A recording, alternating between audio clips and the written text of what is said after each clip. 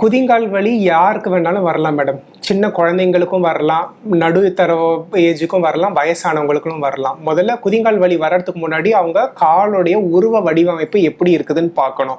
காலுடைய வளைவுத்தன்மை நார்மலாக இருக்குதா, காலுடைய வளைவுத்தன்மை கம்மியாக இருக்குதா, இல்லை காலுடைய ஆர்ச்னு சொல்லுவோம் அது ஜாஸ்தியாக இருக்குதான்னு செக் பண்ணி பார்க்கணும்.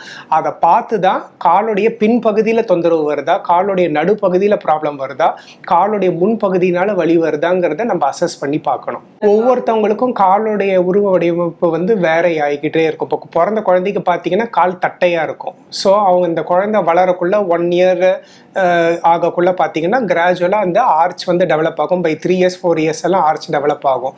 அதே மாதிரி ஒரு சில பேருக்கு பார்த்தீங்கன்னா ஆர்ச் வந்து அவங்களுடைய ஃபேமிலியிலே ரன் ஆகும். ரொம்ப ஃப்ளாட் ஃபுட்டாக பாதங்கள் தட்டையாகவே இருக்கும். அதனால் பிளான்டர் ஃபேஷியா பார்த்தீங்கன்னா அது ஒரு ஸ்ட்ரெச்ட் அவுட் பொசிஷன்லேயே இருக்கும். ஸோ அது வளைவுத்தன்மை இல்லாமையே இருக்கிறதுனால ஒரு பகுதி வந்து ஜாஸ்தி ஸ்ட்ரெச் ஆகவும் ஒரு பகுதி ஜாஸ்தி ஸ்ட்ரெச் ஆகாததுனால வலி வரலாம்.